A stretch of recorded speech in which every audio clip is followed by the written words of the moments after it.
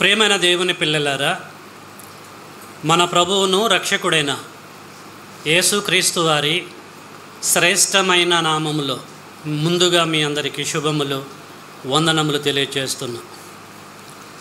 తండ్రి కృపను బట్టి, ఆయన అనాదికాల సంకల్పాన్ని బట్టి మళ్ళీ ఈ ప్రభు దినములో చేరి ఆరాధనలో 3వ భాగము ద్వారా తండ్రిని మహిమపరచుకోగలుగుతున్నాం.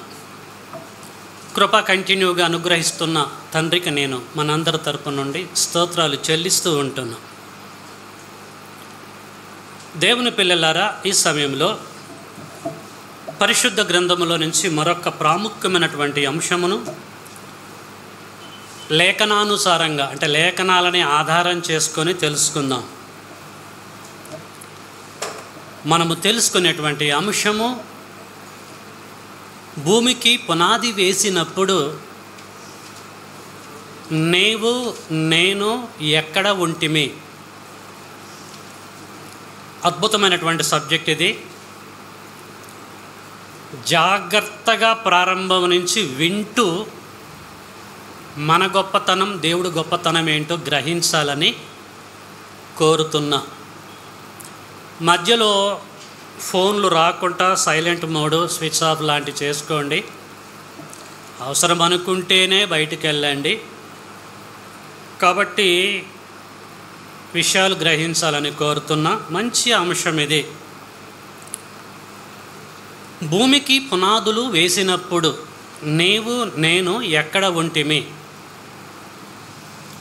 ఎందుకు చెప్తున్నా ఈ సబ్జెక్టు అని ఆలోచిస్తే, మీ దగ్గర ఉన్న బైబిల్ను ఓపెన్ చేయండి. యోబు గ్రంథము 38వ అధ్యాయము.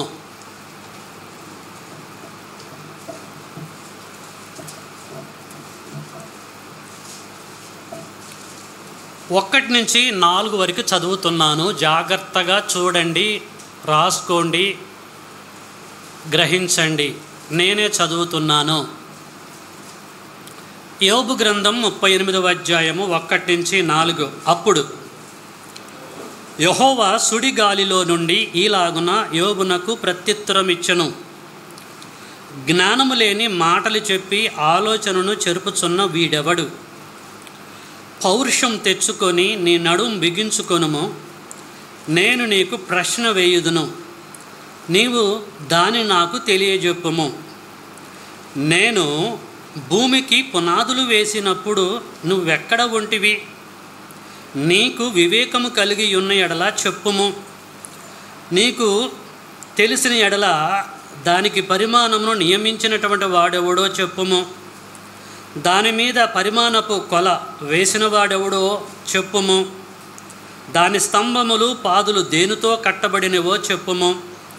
ఉదయ నక్షత్రములు ఏకముగా కూడి పాడినప్పుడు, దేవదూతలందరూ ఆనందించి జయధ్వనులు చేసినప్పుడు దాని మూలరాతిని వేసిన వాడేవాడు. చాలండి. వాస్తవంగా 4 వరకు చదువుదాం అనుకున్నా, కొంచెం నీడు ఉంది కనుక నేను ఎక్స్టెన్షన్ చేశా. దేవుని పిల్లలారా, ఒక చక్కని సందర్భాన్ని, మన అంశానికి సంబంధించినటువంటి లేఖన భాగాన్ని చదువుకున్నాం. ఇక్కడ ఎవరు ఎవరికి ప్రశ్న వేస్తున్నారు? దేవుడైన యెహోవా సేవకుడైనటువంటి యోబుకి ప్రశ్న వేస్తున్నాడు. అంటే సేవకులు సంఘానికి ప్రశ్నలు వేయొచ్చా? ప్రశ్నలు అడగొచ్చా? అడగొచ్చు. దేవుడే అడిగినప్పుడు ఖచ్చితంగా తప్పేం లేదు. అందుకొరకు మనం క్వశ్చన్ అవర్ అనేది పెట్టుకున్నాం. ఇక్కడ సందర్భం మనం చూద్దాం. దేవుడు యోబుని అనేకమైన విషయాలు అడిగి 38:4 నేను, మేము కాదు, నేను భూమికి పునాదులు వేసినప్పుడు నువ్వెక్కడ ఉన్నావు? మన భాషలో చెప్పాలంటే నీకు గడ్స్ ఉంటే చెప్పు అని అర్థం. ప్రియులరా, దేవుడు యోబుకి ఈ ప్రశ్న ఎందుకు వేశాడు? వేయటానికి గల కారణం ఏంటిది అనేది ఇప్పుడు మనం ఆలోచిద్దాం. యోబు గారికి దేవుడు ఎంతమంది పిల్లల్నిచ్చాడు? 10 మంది పిల్లల్ని ఇచ్చాడు. మగ పిల్లలు ఎంతమంది? 7. ఆడపిల్లలు ఎంతమంది? 3. ఇక్కడ చేయి పెట్టండి, మొదటి అధ్యాయంలోకి వెళ్దాం. యోబు గ్రంథము 1వ అధ్యాయం అందరు తీయాలి. 1వ వచనం. ఊజు దేశమునందు యోబు అని ఒక మనుషుడు ఉండెను. అతడు యథార్థవర్తుడును న్యాయవంతుడనై దేవుని యందు భయభక్తులు కలిగి చెడుతనాన్ని విసర్జించిన వాడు. అతనికి 7 కుమారులను 3 కుమార్తెలను కలిగిరి. ఎంతమంది సంతానం టోటలు? అది పరిస్థితి. దేవుడు 10 మంది సంతానాన్ని ఇచ్చాడు. ఆయన సిచ్యువేషన్ ఎలాగుందనంటే, యథార్థవంతుడు, న్యాయవంతుడు, దేవుని యందు భయము భక్తి కలిగి, బోనస్ పాయింట్, చెడుతనాన్ని విసర్జించినటువంటి వ్యక్తి. అంటే ఇన్ని క్వాలిటీస్ ఉన్నాయండి. అంటే ఊజు దేశంలో మంచి సౌండ్, మన భాషలో చెప్పాలంటే సౌండ్ అని గర్వంగా ఉంటున్నాడా? ప్రసంగ్ బ్రదర్ ఇక్కడే ఉంటాయి, జాగ్రత్తగా మీరు వినండి. ఆర్థికంగా ఏ పొజిషన్లో ఉన్నా ఆర్థికాన్ని గురించి ఆలోచించలేదు ఆయన.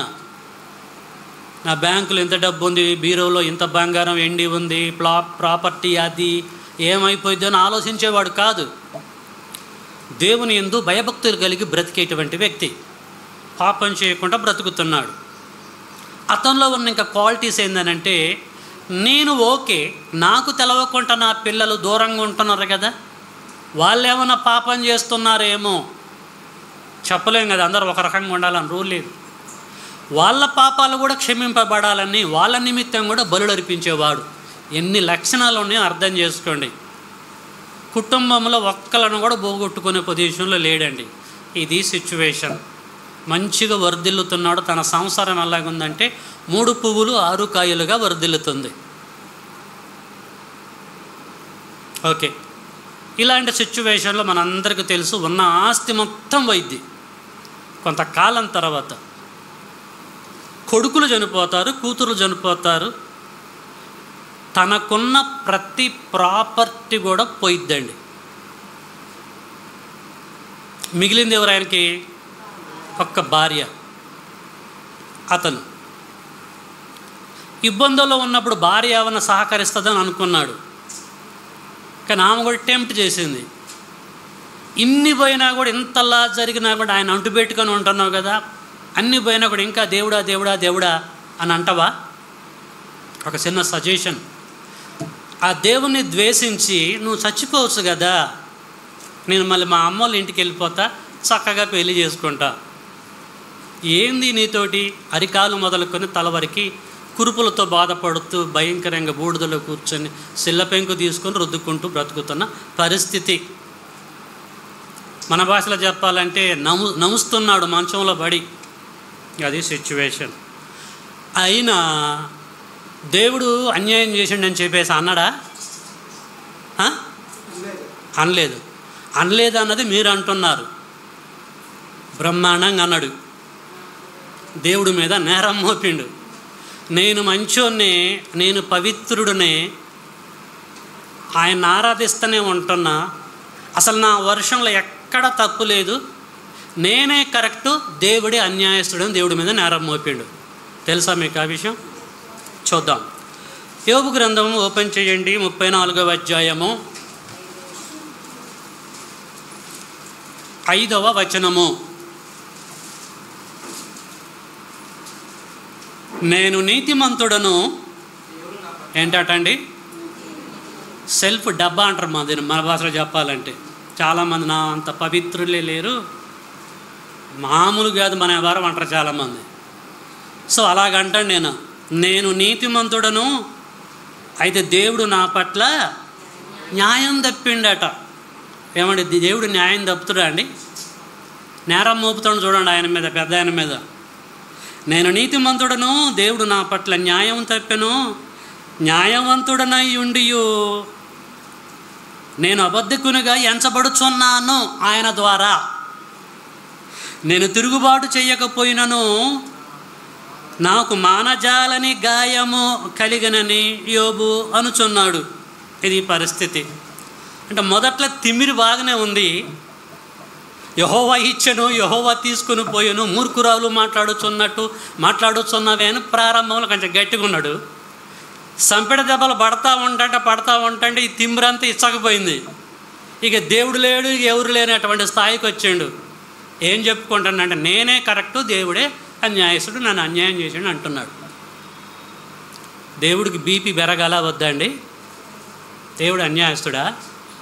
మనుషులను ఆడుకునేటోడా? చిన్నపిల్లగాలను పట్టుకొని బంతి లెక్క ఆడుకునేవాడండి దేవుడు? బీపీ పెరగదండి? రైట్. దేవుడికి వచ్చింది ఆలోచన, ఓకే నువ్వే నీతిమంతుడివి, పవిత్రుడివి, నేనే తప్పు, నేనే పాపిని.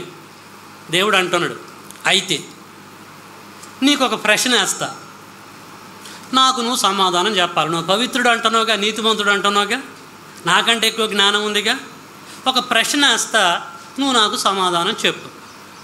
చెప్పితే నేనే జీరోలోకి వచ్చేస్తా, నువ్వే ఉన్నతమైన స్థితిలో ఉండు. అంటే 38వ అధ్యాయంలో వేస్తుండండి క్వశ్చన్. ఏమంటాడు? 4వ వచనం, నేను భూమికి పునాదులు వేసినప్పుడు నువ్వెక్కడ ఉంటివి? నీకు వివేకము కలిగి ఉన్న ఎడల చెప్పు అంటుండండి. ప్రశ్న ఎలాగుందండి? ప్రశ్న ఈజీగా ఉందా, కష్టంగా ఉందా? మరి తెలివికి వెళ్ళా నాయన, అలాంటి ఆయనకి ఎలాంటి క్వశ్చన్ వేయాలా? నేను కూడా కొన్ని సందర్భాల్లో టఫ్ క్వశ్చన్ చేస్తాను నేను, మీరు చెప్పాలని, మిమ్మల్ని ఇబ్బంది పెట్టాలని కాదు, మీ మెదడుకి పదును పెట్టాలన్న ఉద్దేశంతో టఫ్ క్వశ్చన్స్ మీ ముందు వదులుతూ ఉంటా. దేవుని పిల్లలారా, ఇక్కడ అమాయకుడైన యోబుని పట్టుకొని ఏమంటాడంటే, నేను భూమికి పునాది వేసినప్పుడు యోబు నువ్వెక్కడ ఉన్నావు? నీకు నిజంగా వివేకం ఉంటే, వివేకం ఉన్న ఎడల నువ్వు చెప్పు, నీకు 1000 రూపాయలు బహుమతి ఇస్తా. మన భాషలో చెప్పాలంటే ఇప్పుడు జ్ఞానవంతుడైన యోబు ఏం చెప్పాలి మరి? సమాధానం చెప్పాలి. సమాధానం చెప్పాలంటే దేవుడు భూమికి పునాది వేసినప్పుడు ఎక్కడ ఉన్నాడో చెప్పాలి. ఉంటేనే చెప్పాలా, లేకపోతే చెప్పకూడదు. నేనేమంటున్నానంటే, దేవుడు భూమికి పునాది వేసినప్పుడు యోబు ఉన్నాడా? ఏమండి అమ్మ సుధా, కొంచెం ఆలోచించాల. ఉన్నాడా ఫిజికల్గా? దేవుడు భూమికి పునాది వేసింది ఎక్కడ? పంచభూతాలను కలగజేసింది ఎక్కడ? ఆదికాండం 1వ అధ్యాయం. ఆదికాండం 1వ అధ్యాయంలో దేవుడు ఆదియందు దేవుడు భూమిని ఆకాశమును సృజించను. అప్పుడు పునాదులు వేస్తున్నప్పుడు అసలు యోబు పుట్టిండా? పోనీ ఆదాం పుట్టిండా? కయ్యను పుట్టిండా? మనం పుట్టామా? యోబు పుట్టిండా? ఎవడూ పుట్టలేదుగా. ఆదికాండం 2వ అధ్యాయంలో దేవుడైన యెహోవా నేలమట్టితో నరుని నిర్మించి వాని నాసికారంధ్రములలో జీవవాయువును ఊదగా నరుడు జీవాత్మ ఆయన 2వ అధ్యాయంలో నుంచి ప్రారంభమైంది మానవాళి. పైగా ఆదాము పుట్టిన ఎన్ని వందల సంవత్సరముల తర్వాత పుట్టాడు యోబు? అర్థం చేసుకోండి. ఆదికాండానికి యోబు గ్రంథానికి మధ్యలో ఎన్ని సంవత్సరాలు ఉన్నాయి? చాలా సంవత్సరాలు ఉన్నాయి. అఫ్కోర్స్ యోబు అనేటువంటి వ్యక్తి అబ్రహాము ఇస్సాకు కాలపు నాటి వ్యక్తులను కొంతమంది అంటారు. సరే, అదేనా ఆలోచిద్దాం. సృష్టిని కలగజేసినప్పుడు ఫిజికల్గా యోబు పుట్టలే. అసలుకి యోబుకి ఏమీ తెలియదు. తెలియని దాంట్లో నుంచి, తెలియని పాఠములో నుంచి ప్రశ్న అడిగి ఇబ్బంది పెట్టడం ఎంతవరకు కరెక్టు యోబుని? నేను మిమ్మల్ని క్వశ్చన్స్ అడుగుతున్నానంటే చెప్పిన సబ్జెక్ట్ మీదనే అడుగుతా. సబ్జెక్టు చెప్పకుండా క్వశ్చన్స్ అడిగిన అనుకోండి, ఏమనుకుంటారు మీరు? మాకు ఆ సబ్జెక్ట్ చెప్పలేదు కదా, మీరు క్వశ్చన్స్ అడుగుతున్నారు బ్రదర్, మీకు ఏమన్నా మెంటలా అంటారు. అనకపోయినా మనసులో అనుకుంటారు. కాబట్టి చెప్పిన సబ్జెక్ట్లో నుంచి మిమ్మల్ని ప్రశ్న అడుగుతున్నా నేను. అది ధర్మం, అడగటం ధర్మం, చెప్పటం ధర్మం. దేవుడు భూమికి పునాది వేసినప్పుడు ఫిజికల్గా యోబు లేడు కదా.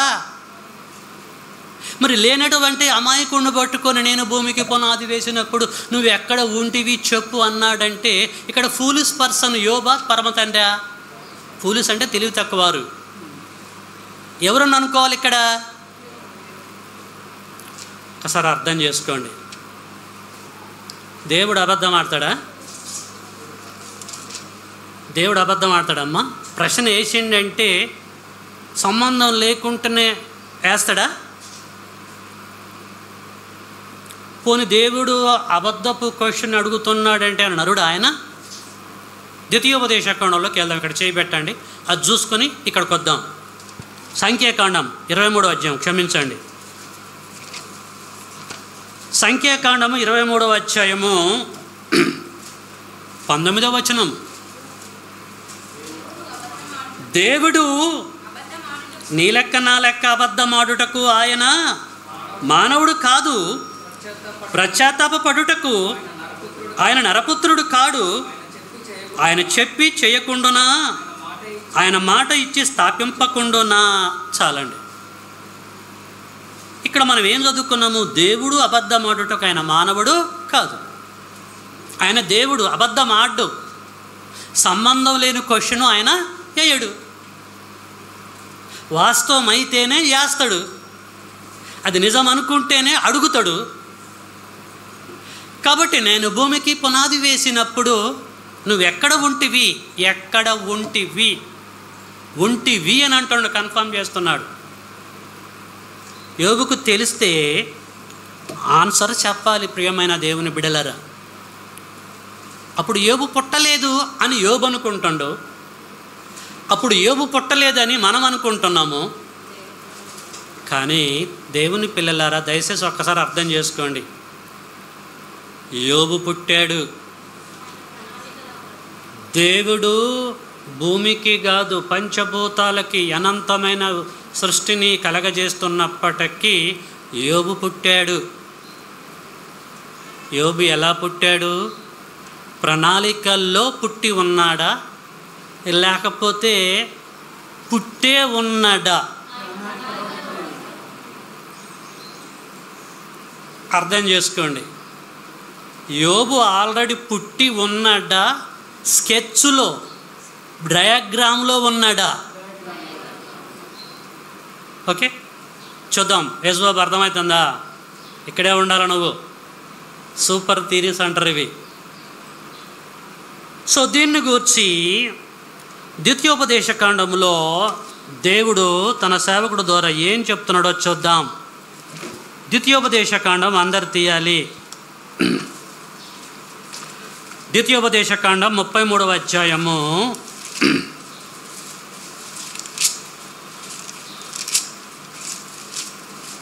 33వ అధ్యాయము 27.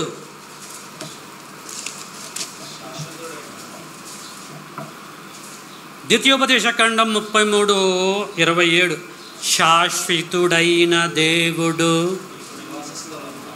నీకు నివాస స్థలము, నిత్యముగా నుండు బాహువులు నీ క్రింద నుండును. ఆయన నీ ఎదుట నుండి శత్రువును వెళ్ళగొట్టి నశింప జేయునెను. ఇక్కడ శాశ్వతుడైన దేవుడు నీకు నివాస స్థలము. దేవుడు శాశ్వతుడు.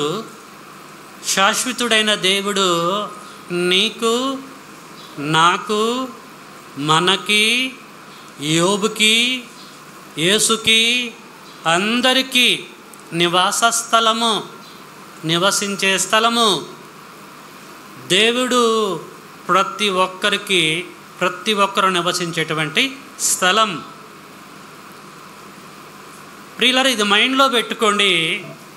38వ అధ్యాయము 21లో యోబు, తెలియక పిచ్చోన్నై నిన్ను అడుగుతున్నాను అనుకుంటున్నావా? యోబు గ్రంథం 38, 21లో ప్రశ్న వేస్తే కొట్టుకొని చచ్చిపోయాడు యోబు. గిలగిల కొట్టుకుంటున్నాడు.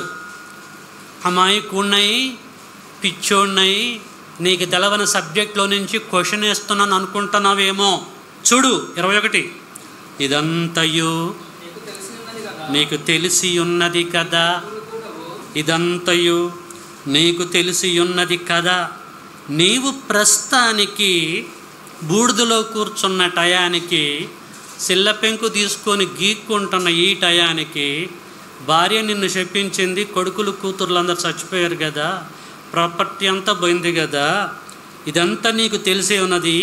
నీవు బహువృద్ధుడవు ఇప్పటికైతే, నీవు అప్పటికి ఎప్పటికీ నేను భూమికి పునాదులు వేసినప్పుడు నువ్వు ఎక్కడ ఉంటివి? అదేగా క్వశ్చన్. ఆన్సర్ చెప్తున్నాడు. నీవు ఇప్పుడు బహువృద్ధుడవు, నీవు అప్పటికి పుట్టి ఉంటివి. For your kind information. తెలియకుండా, నీకేమి తెలవకుండా నిన్ను ఆడుకుంటానని చెప్పేసి అనుకుంటున్నావేమో. ఇప్పుడైతే నువ్వు వృద్ధుడవి, ఇప్పుడైతే ప్రశ్న వేసిన టయానికి, కానీ నేను భూమికి పునాది వేస్తున్నప్పటికీ పుట్టి ఉంటివి అని అన్నాడండి. ఎలాగ పుట్టాడు? ప్రణాళికలో ఉంటివి అని అంటలే, ఇక్కడ పుట్టి ఉంటివి అని అంటున్నాడు. మీకు అర్థమవుతుంది? దేవుడి క్లారిటీగానే చెప్తాడు. ఎస్ బాబు, పుట్టి ఉంటివి. ప్రణాళికలో పుట్టావా, ఫిజికల్గా పుట్టావా? ప్రణాళికలో అని మీరు అన్నారు, కానీ పుట్టి ఉంటివి అని అంటున్నాడు. కొంచెం అర్థం కావట్లేదు ఇక్కడ. పుట్టావు, ఒరే నువ్వు అప్పటికి పుట్టావురా అంటే దాని అర్థం ప్రణాళికలో ఉన్నట్ట, ఫిజికల్గా పుట్టినట్ట? కొంచెం అర్థం చేసుకోండి. తల్లిదండ్రులు పెళ్ళి చేసుకొని, భార్యాభర్తలు పెళ్ళి చేసుకొని, వాళ్ళ గర్భంలో, ఆ భార్య గర్భంలో బిడ్డ ఉన్నప్పుడే ఒక చక్కని భవంతిని కట్టుకోవాలని ప్లాన్ చేస్తారు వారు. ప్లాన్ అది. భార్య గర్భములో కొడుకున్నాడు, అప్పుడు ఇల్లు స్టార్ట్ చేశారు వారు. ఇల్లు అంతా కట్టబడ్డది. కొడుకు డెలివరీ అయ్యాడు, గృహప్రవేశం చేశాడు. వాడికి 20 ఏళ్ళు వచ్చినాయి. అడుగుతున్నాడు, డాడీ మమ్మీ ఇల్లు ఎప్పుడు కట్టారు, అసలు ఏంటి పరిస్థితి ఏంటి అని చెప్పేసి, ఎంత అందంగా ఎంత అద్భుతంగా ఎప్పుడు కట్టారు ఏందనంటే, నువ్వు అప్పటికి పుట్టి ఉంటివిరా, మేము ఇల్లు కడుతున్న టయానికి ఆల్రెడీ నువ్వు పుట్టావు. పుట్టిండా పుట్టలేదా? పుట్టడం అంటే 8 నెలల నుంచి ఉంటున్నాడు, తండ్రి నుండి విడిపడ్డాడు, పుట్టాడు, అప్పటికే ఉన్నాడు, గర్భంలో ఉన్నాడు. గర్భంలో ఉన్నాడంటే పుట్టినట్టే లెక్క. నువ్వు అప్పటికే పుట్టావురా, మా గర్భంలో ఉన్నావు, నీకు మేము నా గర్భము నివాస స్థానముగా ఉంది అని తల్లిదండ్రులు కుమారుడితో చెప్తూ ఉంటారు. మేము ఇల్లు కట్టే టయానికి, అరే మేము ఇల్లు కట్టినప్పుడు నువ్వు ఎక్కడ ఉంటివిరా అని అడుగుతూ ఉంటారు, క్వశ్చన్ చేస్తారు. ఎక్కడ ఉన్నాడు? ఆడు గర్భంలో ఉన్నాడు. మేము కిచెన్ రూమ్ కట్టినప్పుడు నువ్వు ఏడున్నావురా అన్నారంటే, లేకపోతే అడుగుతారా? అది ఉంటేనే అడుగుతారు ప్రియులారా. అప్పటికి గర్భంలో ఉన్నాడు. ఈ లాజిక్ ఒకసారి అర్థం చేసుకోండి. సేమ్ వే, నేను భూమికి పునాది వేసినప్పుడు నువ్వు ఎక్కడ ఉన్నావు అని అన్నాడంటే దేవుడు పిచ్చోడు కాదు. నా గర్భంలో ఉన్నావు, నాలో ఉన్నావు, నాలో నేనై ఉన్నావని చెప్పేసి దాని అర్థం అండి. కొడుకులు చచ్చిండ్రని, కూతుర్లు చచ్చిండ్రని, ప్రాపర్టీ పోయిందని, రోగం వచ్చిందని, ఏదోదో పోయింది, అంత లాస్ అయిపోయిందని, బిజినెస్ చేశాను లాస్ అయిపోతుంది, డబ్బులు పోయినాయి, బంగారం పోయింది, అది పోయింది, ఇది పోయింది, చదువుకున్నాం, ఉద్యోగం రావటం లేదు, ఏ ప్రయత్నం చేసినా సక్సెస్ కావట్లేదని చాలామంది కృంగిపోతూ ఉంటారు. దేవుని పిల్లలారా, ఏం చేసినా మేము సక్సెస్ ఎందుకు కాలేకపోతున్నాం? దేవుడి దగ్గరికి వచ్చినా సక్సెస్ కాలేకపోతున్నాం. ఎందుకు ఈ దేవుడితో మాకు పని లేదని చెప్పేసి మళ్ళీ వెళ్ళిపోతూ ఉంటారు చాలామంది. మనము ఎంత గొప్పవారమో, ఎంత బ్లెస్సడ్ పర్సన్స్మో, ఈ భూమి మీదకి రావటానికి ముందు ఎక్కడ ఎవరి గర్భములో ఉన్నామో మన గొప్పతనాన్ని దేవుడు యోబు ద్వారా తెలియచేస్తుండు, మన మనోనేత్రాలు వెలిగిస్తున్నాడు. అరే, కొడుకుల గురించి ఎందుకు ఆలోచిస్తున్నావురా? కూతుర్ల గురించి ఎందుకురా? నువ్వు ఎలాంటి వాడు తెలుసా? నువ్వు నాలో ఉన్నావు, నేను దేవుడని నాలో నువ్వు ఉన్నావు, నీకు నివాస స్థానముగా నేనున్నా. నేను భూమికి పునాది వేస్తున్నప్పుడు నాతో పాటు నువ్వు కూడా వేశావు. సముద్రములు కలుగ్గాక అంటే నా ద్వారా నువ్వు కలగజేశావు. ప్రతిదాన్ని కలుగ్గాక కలుగ్గాక కలుగ్గాక అని ఆది కాండంలో అన్నా కదా. అన్నప్పుడు నువ్వు నాలో ఉండి నాతో పాటు ఈ సృష్టిని కూడా కలగజేశావురా. యోబు, నీ గొప్పతనం ఏంటో నువ్వు మర్చిపోయి భూమి మీదకి వెళ్ళి సాతానుగాడు నిన్ను ప్రేరేపిస్తామంటే నా బ్రతుకి ఇంతే, నా పరిస్థితి ఇంతే, నా పని అయిపోయింది, నన్ను ఆదుకునేవాడు ఎవడు లేడు అని కృంగి కృషించిపోతున్నావు. ఉద్యోగం రావట్లేదని, వ్యాపారంలో డెవలప్ కాలేకపోతున్నామని, శరీర రోగంతో కృంగిపోతున్నామని చాలామంది డీగ్రేడ్ చేసుకుని ప్రియులారా, వాళ్ళని వారు తక్కువ చేసుకొని నేను మట్టి పురుగుని, నేను దోమని, నేను తొండని, అది ఇది అని చెప్పేసి ప్రార్థన చేసుకుంటూ ఉంటాం. అదే సిచ్యువేషన్లోకి వచ్చాడు యోబు. నేను మంచివాన్నే, మంచివాడు డెవలప్ కావాలి, ఆశీర్వదింపబడాలి, ప్రతి ఆదివారం సంఘానికి వస్తున్నాం, కానుకలు బ్రహ్మాండంగా ఇస్తున్నాం. అలాంటప్పుడు నా కొడుకులు చావటం ఏంది, నా కూతుర్లు చావటం ఏంటి, జబ్బు రావటం ఏంది, ప్రాపర్టీ పోవటం ఏందని చెప్పేసి మనలో చాలామంది అనుకుంటారు. దేవుడి జ్ఞానము తెలియక, సూపర్ థియరీ తెలియక, మనం ఎంత గొప్పవారమే మనకు చెప్పేవారు లేక ప్రియులారా ఈ సత్యంలో నుంచి తప్పిపోతూ ఉంటున్నాం. సత్యంలో నుంచి ట్రాక్ దిగి మన జీవితాలు నాశనం చేసుకుంటున్నాము. యుగాంతమందున్న మనకి బుద్ధి జ్ఞానము గలుట కొరకు దేవుడు అప్పుడు ఆయన్ని పట్టుకొని ప్రశ్నలు వేస్తూ ఉంటున్నాడు. నేను భూమికి పునాది వేసినప్పుడు నువ్వెక్కడ ఉంటివి, నువ్వు ఎక్కడ ఉంటివి? నిజంగా నీకు ఆత్మజ్ఞానం ఉంటే ఒక్కసారి ఆలోచించు. ఇమ్మీడియట్లీ యోబు ఏం చెప్పాలి? ఆ ప్రశ్న వేయగానే ఆత్మజ్ఞానం యోబులో ఉంటే తక్షమని ఇమ్మీడియట్లీ సమాధానం చెప్పాలి. ఏం చెప్పాలి? నేను నీ గర్భంలో ఉన్నాను, నేను కూడా ఒక దేవుడుగా నీలో ఒక భాగమై ఉన్నా, నేను నువ్వు వేస్తున్నప్పుడు నేను కూడా వేసాను, నువ్వు సముద్రాన్ని గలగజేసినప్పుడు నేను గలగజేశాను తండ్రి. I'm extremely sorry for my errors, for my mistakes అని చెప్పేసి క్షమాపణ అడగాలి. కానీ అడిగిండా? జ్ఞానాన్ని క్యాచ్ చేశాడా? చేయలే. కానీ ప్రియులారా, ఆదాము క్యాచ్ చేశాడు. ఆదాము క్యాచ్ చేసాడు. ఎప్పుడు? మత్తు కలగజేశాడు దేవుడు ఆదాముకి. అన్కాన్షియస్లోకి వెళ్ళిపోయాడు. పక్కటముక తీసండి, అవ్వని తయారు చేసిండు, తీసుకొచ్చండి, నిలబెట్టాడు. ఎవరు ఈమె అని అన్నాడండి. తెలుసా ఆదాముకి? అంతకుముందు చూసిండు అవ్వని? చూడలేదు కదా, ఎప్పుడు కూడా పరిచయం లేదు కదా. పక్కటముక తీసేది, అవ్వగా తయారు చేసేది ఆదాము చూసాడా? క్యాండిడేట్ గుర్రు కొడుతూ ఉంటాడు అవతల, ఏం జరిగిందో తెలవదు. ఈమె ఎవరు అని క్వశ్చన్ వేశాడు దేవుడు ఆదాముకి. నాకు తెలవదు, ఎప్పుడు చెప్పలేదు, అదేంది ఇంత ఫూలిస్గా అడుగుతున్నాను అనడా? ఏమన్నాడు? ఇది నా ఎముకలలో ఒక ఎముక, నా మాంసములలో ఒక మాంసము, ఇది నరుడు నుండి తీయబడ్డది అని చెప్పిండండి. ఎవడు చెప్పాడు ఆయనకి? అర్థం చేసుకోండి. ఈయనకి ఎవరు చెప్పారు? ఆత్మజ్ఞానం. దేవుడు ఆత్మ, అదే జ్ఞానముతో పుట్టాడు, అదే జ్ఞానాన్ని ఇచ్చి కలగజేశాడు. ఆత్మజ్ఞానము కలిగిన వారు సంభవింపబోయే సంగతులన్నీ కూడా టకిమని చెప్పాలి. ప్రియమైన దేవుని బిడ్డలారా, ఆయనకి ఎవరు హెల్ప్ చేసిన వారు లేరు, చెప్పగలిగాడు. మరి అదే స్పిరిట్తో పుట్టిన యోబు ఎందుకు చెప్పలే? నేను భూమికి పునాదులు వేసినప్పుడు నువ్వు ఎక్కడ ఉన్నావంటే ఆదాము మైండ్లోకి రావాలి, ఆయనకంటే ముందున్న సీనియర్ రంజలు మైండ్లోకి రావాలి, ఇమీడియట్లీ చెప్పాలి. నేను నీ గర్భంలో ఉన్నాను తండ్రి అని చెప్పి అనాలి. ద్వితీయోపదేశకాండంలో మోషే గారు చెప్పాడు కదా. ఏం చెప్పాడు? ద్వితీయోపదేశకాండం 33వ అధ్యాయం 27లో, శాశ్వతుడైన దేవుడు నీకు నివాస స్థలం అని చెప్పేసి అన్నాడు కదా. అన్న తర్వాత పుట్టిండు కదా యోబు. మరి ఈ లేఖనం మీద ఎందుకు గ్రిప్పు లేకుండా పోయింది? మీకు అర్థమవుతుంది ఆ కాన్సెప్ట్. ఈ లేఖనము యోబు కంటే ముందు చెప్పబడ్డ ఈ లేఖనం, ఈ ఆత్మజ్ఞానము ఎందుకు క్యాచ్ చేయలేకపోయాడు యోబు? పైగా యథార్థవంతుడాట, న్యాయవంతుడాట, భయభక్తులు కలిగిన వాడాట, క్వశ్చనే కానీ డల్ అయిపోయాడు.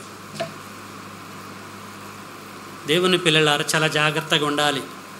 ఆత్మజ్ఞానం అంటారు, మనోనేత్రాలు వెలిగింపబడేటివి. ఎక్కడ కూడా ఎవ్వరు కూడా బోధించినటువంటి కాన్సెప్ట్ ప్రియులారా అర్థం చేసుకోండి. నేను భూమికి పునాదులు వేసినప్పుడు ఆదికాండం 1వ అధ్యాయంలో నీవు నా గర్భములో నాలో ఉండి నాతో పాటు నువ్వు కూడా వేశావు అంటే నువ్వు ఎంత గొప్పవాడువో, నువ్వు ఎంత తిమింగ్లావో యోబు ఒకసారి అర్థం చేసుకోరా నాన్న అని చెప్తాడు. మనం ఈ లోకానికి వచ్చి మన గొప్పతనాన్ని మర్చిపోయి నా గురించి ఎవడూ పట్టించుకోవట్లే, ఎవడూ ఆలోచించలేదు, నా బ్రతుకు లాస్ట్కి ఏమైపోయిద్దో, అసలు నేను వంటనా ఓడతానా, అసలు ఏంటి నా సిచ్యువేషన్ అని చిన్న చిన్న విషయాలకి కృంగిపోతున్నాము. వద్దు, మనము శ్రేష్ఠులం ప్రియులరా. అందుకొరకు యేసు అంటాడు, మీరు అనేకమైన పిచ్చుకుల కంటే శ్రేష్ఠులు. మీరు శ్రేష్ఠుడైతే నీ దగ్గర ఎంత సబ్జెక్ట్ ఉండాలి, ఎంత జ్ఞానం ఉండాలంటే గ్రంథం మీద పట్టు ఉండాలి. పట్టు లేకపోతే ఏమీ అర్థం కాదు. ప్లెయిన్గా చదువుకుంటూ పోతామంటే అర్థం కాదు. కాబట్టి అప్పుడప్పుడు మీకు సంబంధం లేని క్వశ్చన్స్ వేస్తాను నేను. ఎట్టు తిరిగి మీరు నాకు సమాధానం చెప్పాలి. నేను చెప్తే దాని విలువ ఉండదు. మీరే కష్టపడాలి, మీరే చెప్పాలి.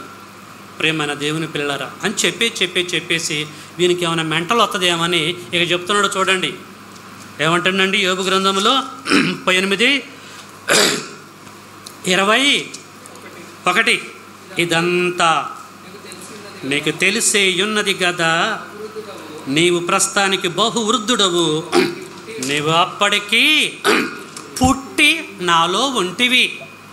డయాగ్రామ్లో కాదు, ఇల్లు కట్టడానికి ముందు ప్లానర్స్, బిల్డర్స్ ఇల్లంతా కూడా డయాగ్రామ్ మీద ఉంటుంది, కానీ ఫిజికల్గా కనపడదు. కానీ దేవుడి ప్రణాళికలో ఆల్రెడీ మనం ఉన్నాము ప్రియమైన దేవుని బిడ్డలారా. అందుకొరికే మోషే అంటాడు, కీర్తనల గ్రంథము 90వ అధ్యాయంలో ఏమంటాడో చూద్దాం, తీయండి. కీర్తనల గ్రంథము 90వ అధ్యాయంలో ఒక అద్భుతమైనటువంటి విషయాన్ని అక్కడ చెప్తూ ఉంటాడు. ఏమంటాడు తెలుసా? అనేకమైనటువంటి సంగతులు చెప్పి ఏమంటాడంటే 90వ అధ్యాయము మొదటి నుంచి చదువుతున్న చూడండి. ప్రభువా,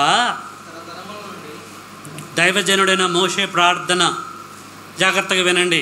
ప్రభువా, తరతరముల నుండి మాకు నివాస స్థలము నీవే అన్నాడా?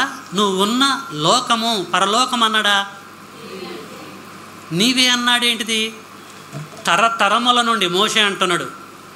మోషే కంటే ముందు తరాలు ఉన్నాయి. మోషేది ఒక తరం, మోషే తండ్రిది ఒక తరం, మోషే తాతది ఒక తరం, మోషే ముత్తాది ఒక తరం, అట్టట్టట్టట్ట ఆదాం దగ్గరికి వెళ్ళాలి.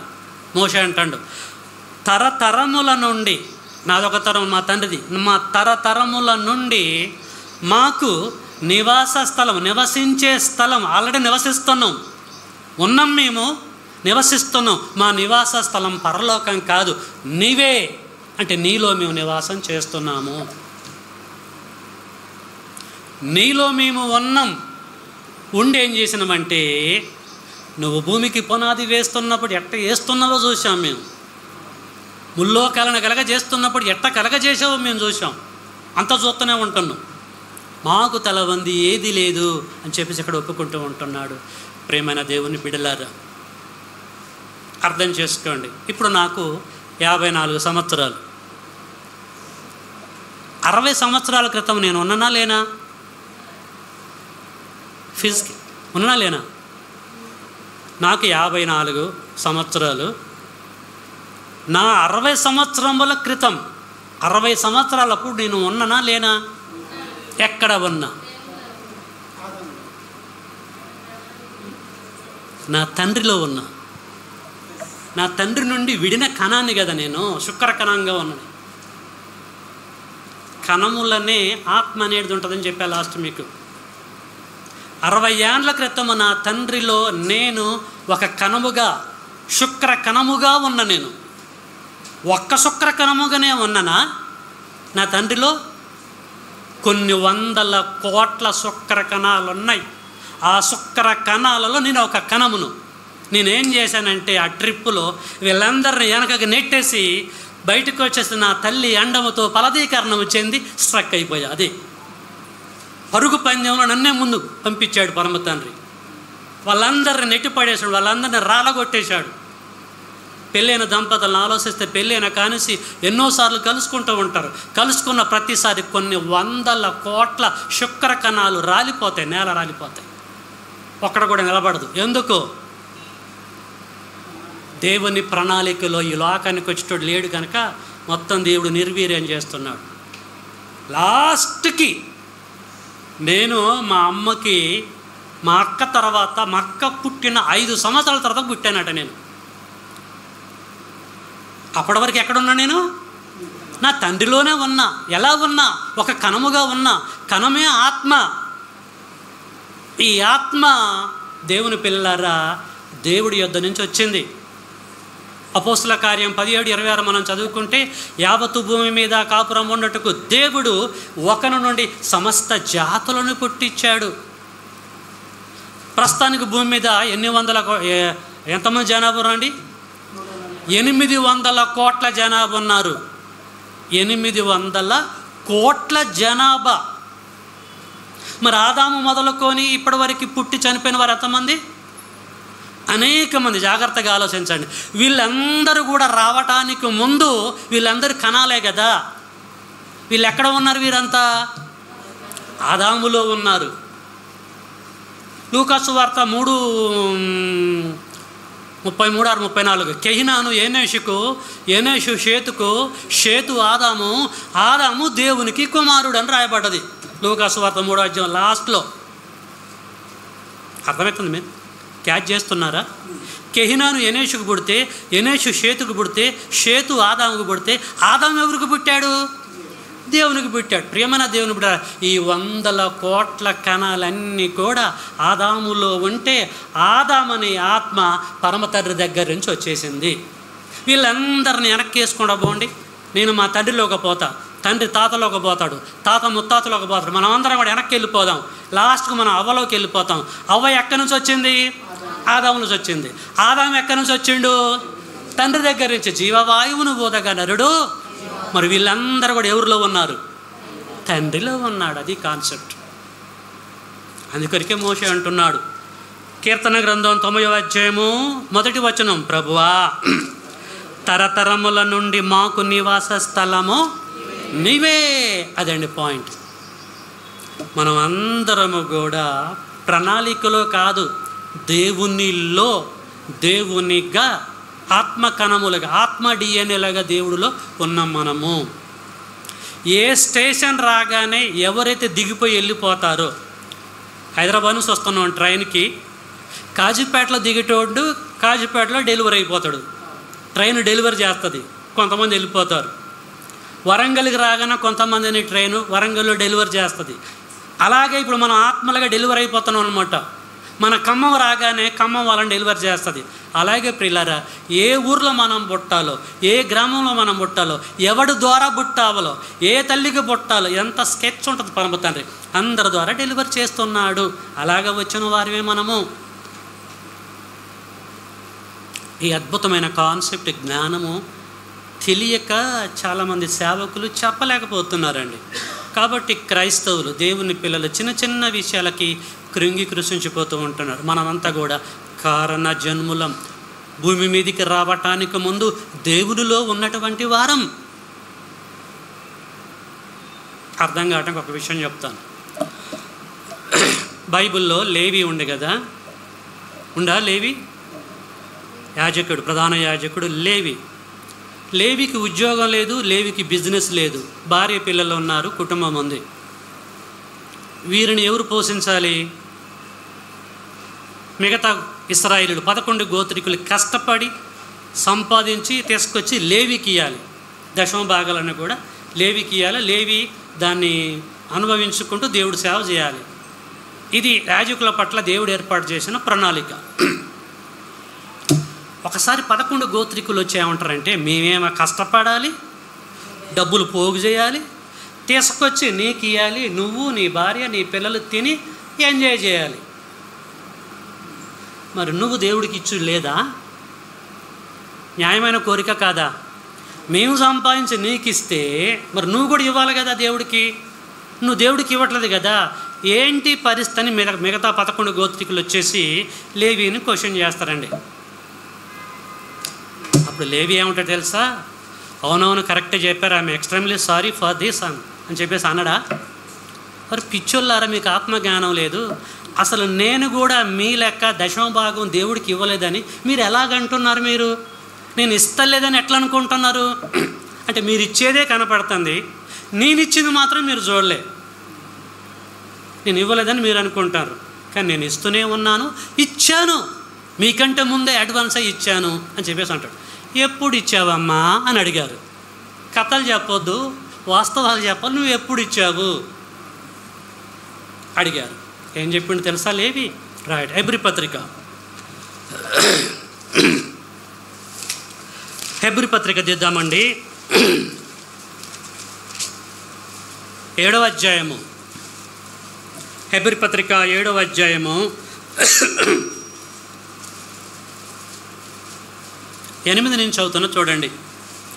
7వ అధ్యాయం 8 నుంచి. మరియు లేవి క్రమాన్ని చూడగా సావునకు లోనైన వారు 10వ వంతులను పుచ్చుకొనుచున్నారు.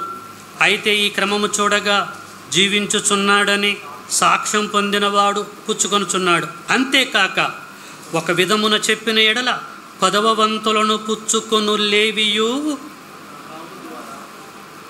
ఒక విధంగా చెప్పిన ఎడల 10వ వంతులను పుచ్చుకొను లేవియు అబ్రహాము ద్వారా దశమాంసములను ఇచ్చాడు. ఎట్లిచ్చాడంటే, మెల్కీషెదెకు అతని పితరుని కలుసుకున్నప్పుడు లేవి తన పితరుని గర్భముల్లో ఉండెను. ఉన్నడా? ప్రణాళికలో ఉన్నడా? ఉండెను. లేవి పితరుడైన అబ్రహాము గర్భములో ఉన్నాడు. ఉన్నప్పుడే ఇచ్చిండట దేవుడికి అని అంటున్నాడు ఇక్కడ పౌలు గారు. క్యాచ్ చేశారా? కన్ఫ్యూజ్లో పడ్డారా? అర్థం కాలేదా? అదే చెప్పాను నేను. మేమిస్తున్నావు, నువ్వెందుకు ఇవ్వట్లేదు దేవుడికి 10వ భాగాలు? తింటున్నావు, పడుకుంటున్నావు, నువ్వు మాత్రం ఇవ్వట్లేదు అన్నప్పుడు పిచ్చోళ్ళారా, నేను ఇవ్వలేదని మీరెట్ట అనుకుంటారు? మీకంటే ముందే నేను ఇచ్చా. ఎప్పుడు ఇచ్చాను తెలుసా? అసలు నేను పుట్టటానికి ముందే, లేవి అంటాడు, నేను పుట్టటానికి ముందే నా తండ్రి ఉన్నాడు, నా తండ్రి కంటే ముందు మా తాత ఉన్నాడు. తాత పేరు అబ్రహాము.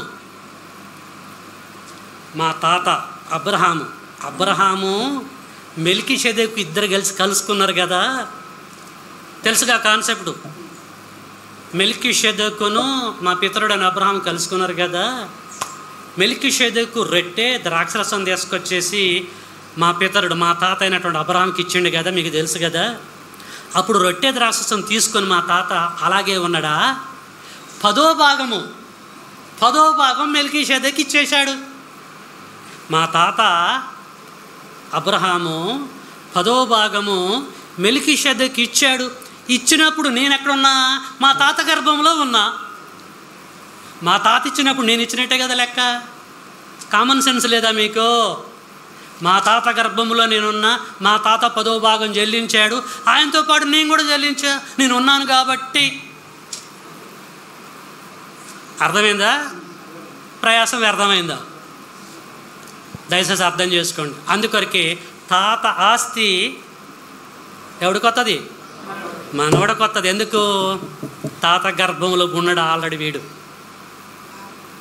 తాత గర్భంలో ఆల్రెడీ ఉన్నాడు. తాత ఆస్తి అంతా మనవడికి రావాలి. ఆడపిల్లల కుదరదు కథలు. రూపాయి ఉన్నా రూపాయి ఉన్నంతా కూడా మనవడికి వెళ్ళిపోయిద్ది. దేవుని పిల్లలారా, కాబట్టి మనమందరం కూడా నేను పుట్టటానికి ముందు, అర్థం కావటం కొరకు చెప్తున్నా, నేను ఈ లోకంలో పుట్టటానికి ముందు నా తండ్రి గర్భములో ఉన్నా. ఎలా? ఫిజికల్గానే ఉన్నా, ఒక కణంగా, ఒక శుక్ర కణంగా ఉన్నా. మా తండ్రి నేను ఇద్దరము భూమి మీద పుట్టడానికి ముందు మేము ఇద్దరం కలిసి ఎక్కడున్నాం? మా తాత గర్భంలో ఉన్నాం. శుక్రకణాలు లేవా మా తాతకి? ఉన్నాయి అంటే ఆత్మ ఉన్నట్టే లెక్క. మా తాత, మా తండ్రి, నేను ఈ ముగ్గురం ఈ లోకం రావడానికి ముందు ఎక్కడున్నాం? మా ముత్తాత గర్భంలో అందరం వెనక్కేసుకుంటూ పోవాలి. ప్రియమైన దేవుని ఇప్పుడు అలాగా ఆదాములోకి వెళ్ళిపోయాం. ఆదాములోకి ఎలాగొచ్చామంటే దేవుడైన యెహోవా నేలమట్టితో నరుని నిర్మించి వారి నాసిక రంధ్రంలో జీవవాయువును ఓదగా దేవునిలో ఉన్న ఆత్మ డిఎన్ఏలన్నీ కూడా ఆదాములోనికి వచ్చాయి. అక్కడి నుంచి రిలీజ్ అయినాయండి. అక్కడి నుంచి డిస్పర్స్ అవుతూ ఉంటున్నాము కాలాన్ని బట్టి, పరిస్థితులను బట్టి. ఎవడు చెప్తాడు? అందుకొరకే యోబు స్నేహితులలో ఒక స్నేహితుడు అంటాడు, దేవుణ్ణి గూర్చిన గూఢాంశములను ఒక వ్యక్తి చెప్పితే తట్టుకునే శక్తి నీకుందా యోబు? మళ్ళీ చెప్తున్నా. అందుకొరకే యోబు దెబ్బతినిపోయినప్పుడు, తనను తాను హెచ్చించుకొని కూర్చొని మాట్లాడుతున్నప్పుడు, తనను హెచ్చించుకొని దేవుని డీగ్రేడ్ చేసి మాట్లాడుతున్నప్పుడు, యోబు స్నేహితులలో ఒక స్నేహితుడు వచ్చేసి దేవుని గూఢాంశములను ఒక వ్యక్తి చెప్పితే ఇని తట్టుకునే శక్తి నీకుందా యోబు? దేవునికి గూఢాంశములు ఉన్నాయి. దేవుని పిల్లలారా, అది మనం వినాలి, అర్థం చేసుకోవాలి. ఆర్డినరీగా పుట్టిన వాళ్ళం కాదు మనం. మన పుట్టుక వెనకాల కొన్ని వందల కోట్ల కాంతి సంవత్సరాల దేవుడు ప్రణాళిక ఉంది. కారణ జన్ములం. ఇక్కడికి వచ్చిన తర్వాత సాతాను మనల్ని మాయం చేసి ఆ లోకానికి పంపకుండా, ఈ జ్ఞానం అంతా నిపింపక చేయకుండా అడ్డుపడుతూ ఉంటున్నాడు వాడు. ఎందుకు? వాడికి సమయము కొంచెం అని చెప్పేసి ఓటీ చేస్తున్నాడు వాడు. ఎవరిని మింగురుదా అని చెప్పేసి గర్జించు సింహం వల్లే ప్రియులారా వాడు జీవిస్తూ ఉంటున్నాడు. కాబట్టి వీఆర్ రియల్లీ బ్లెస్సడ్ పర్సన్. మనం అందరం కూడా పుట్టామంటే నిజంగా గొప్ప పర్సన్స్, గొప్పవారు మనం. ఏ విషయంలో కృంగిపోవద్దు. ఏదో లేదని, ఉన్నది పోయిందని, వాడికి అది ఉందని, వీడికి ఇది ఉందని, ఆమెకు ఉద్యోగం ఉందని, వారికి మంచి వ్యాపారం ఉందని, వాళ్ళు మంచి పొజిషన్లో ఉన్నారని మనం ఎట్టి పరిస్థితుల్లో కూడా ఆలోచించొద్దు, కృంగిపోవద్దు. మనకున్న స్థితిలోనే మనము తృప్తి కలిగి ఉందాము. ఇవి ఉన్నా ఒకటే, లేకపోయినా ఒకటే. ఈ సృష్టి అంతా కూడా మందే. మన తండ్రిదైతే మంది కాదా అండి? ఆయన ప్రాపర్టీ ఎంత మంది, ఆయనకు వారసులు మనం. దేవుడు దేవదూతలకు ఇవ్వడు, అంత మనకే ఇది. కాబట్టి ప్రియమైన దేవుని బిడ్డలారా, జాగ్రత్తగా అర్థం చేసుకోండి, జాగ్రత్తగా ఆలోచించండి. దేవుడు భూమికి పునాది వేసినప్పుడు మనం ఎక్కడ ఉన్నాం? దేవునిలో ఉన్నాం, దేవుడై ఉన్నాం. అందుకొరకే యేసు అంటాడు యోహాను సువార్తలో 18వ అధ్యాయంలో, మీరు దైవములని ఫిల్ చేయండి, మీరు దైవములని, మీరందరూ సర్వోన్నతుని కుమారులని మీ ధర్మశాస్త్రంలో రాయబడలేదా? మీరందరూ కూడా దేవుళ్ళు. మనమంతా దేవుళ్ళమండి. కుక్కకి ఒక పిల్ల పుట్టింది అనుకోండి, ఏమంటాం మనము? కుక్క పిల్ల అంటాం. పెద్ద అయిన తర్వాత కుక్క అంటాం. పందికి ఒక పిల్ల పుట్టింది అనుకోండి, పంది పిల్ల అంటాం. పెద్ద అయిన తర్వాత పంది అంటాం. మనిషికి ఒక కుమారుడు పుట్టిండు అనుకోండి, మనిషి కుమారుడు అంటాం. వాడు పెద్ద అయిన తర్వాత ఏ మనిషిరా అంటాం మనం. దేవునికి కుమారుడు పుట్టిండు అనుకోండి, దేవుని పిల్లలు అంటాం. దేవుడు అంత జ్ఞానం కలిగి ఈ లోకంలో బ్రతుకుతుంటే దేవుళ్ళం కాదా? రాజుకు ఒక కుమారుడు పుట్టాడు, రాజకుమారుడు అంటారు. వాడు పెద్దోడు అయిపోయి పట్టాభిషేకం చేసుకొని సింహాసనం మీద కూర్చొని పరిపాలన చేస్తుంటే రాజకుమారుడు అంటారా, రాజు అంటారా? మనమంతా రాజులం ప్రియులారా. సూపర్ థియరీస్ ఇవన్నీ. మన గొప్పతనాన్ని మర్చిపోతున్నాం. మనం మనోనేత్ర వెలిగింపబడాలని దేవుడి లేఖనము ద్వారా మనతో మాట్లాడుతున్నాడు. నిన్న సాయంత్రం మేము అంత బిజీగా ఉన్నాం, సబ్జెక్ట్ లేదు నా దగ్గర. బ్రదర్ ఏం చెప్పాలి బ్రదర్, నేను రోజు బిజీగా ఉంటున్నాను. చెప్పిన సబ్జెక్ట్ చెప్పడం నా వల్ల అస్సలు కాదు, నేను చెప్పడం కూడా కుదరదు అని అన్నప్పుడు ఏదో ఒకటి చెప్పండి అన్నాడు ప్రసంగ బ్రదర్. కొద్దిసేపు కూర్చున్నా, తెల్లవారుజామున లేచి 4 గంటలప్పుడు దేవుడు కృప చూపెట్టాడు. వృద్ధాప్యం గురించి చెప్దాం అనుకున్నా, అది పక్కకి పెట్టేశా. త్రాసులో పెడితే ఇదే టిక్ ఆన్సర్ వచ్చేసింది. అందుకొరకు దీన్ని ప్రజెంట్ చేస్తున్నాం. కాబట్టి ప్రియులారా, వినటం గొప్పతనం కాదు, మనం ఎలాంటి వారమో, ఎంత గొప్పవారమో దయచేసి మీరు అర్థం చేసుకోవాలని, దేవుడు భూమికి పునాది వేసినప్పుడు దేవునిలో ఉండి దేవుడితో పాటు మనం కూడా ఈ అనంతమైన సృష్టిని కలగజేశాం. ఈ పంచభూతాలన్నీ కూడా మన అండర్లో ఉంటాయి, మన సేవకులవి. దేవుడు బిడ్డల్లో మనం పరలోకాన్ని స్వతంత్రించుకునేటువంటి వారు మనం. చిన్న చిన్న వాటికి కృంగిపోవద్దు, కృషించిపోవద్దు. అయ్యో అది కాలేదే, ఇది కాలేదే, నా బ్రతుకు ఏమైపోద్ది అని చెప్పేసి ఎట్టి పరిస్థితుల్లో కూడా కృంగిపోవద్దు. మనము చాలా గొప్పవారు, మనము శ్రేష్ఠులము. ఆ శ్రేష్టత జీవితాన్ని మన శేష జీవితంలో దాన్ని అనుభవించి మన మృత్యువు తర్వాత దేవుడున్న లోకాన్ని స్వతంత్రించుకుందాం. ఓకేనా? ఆయన నరులారా తిరిగి రండి. తిరిగి రండి అని ఎప్పుడు అంటారు? అక్కడ బ్రతికి ఉన్నప్పుడే కదా. అరే నువ్వు వెళ్తున్నావు తిరిగి రావాలని ఎప్పుడు అంటాం? వాడు లైవ్లో ఉన్నప్పుడే కదా, లేదా డయాగ్రామ్లో ఉన్నప్పుడా? అర్థం చేసుకుని ఆయన కూడా తిరిగి రండి అంటున్నాడు. అంటే అక్కడ ఉన్నాం ఆల్రెడీ. పంపించేటప్పుడు మీరు వెళ్ళి తిరిగి రావాలని చెప్పేసి అప్పుడే చెప్పాడు. ఆత్మలుగా ఉన్నాం మనం, ఫిజికల్గా లేం ప్రియమైన దేవుని పిల్లలారా. ఓకే, లెంత్ ఎక్కువైన సికాకే. జాగ్రత్తగా గ్రహించండి. ఏమైనా డౌట్ ఉంటే తర్వాత అడగండి. ఆత్మీయంగా ఉన్నతమైన స్థితికి మీరు చేరండి. Thank you for your attention. మీ అందరికీ వందనాలు.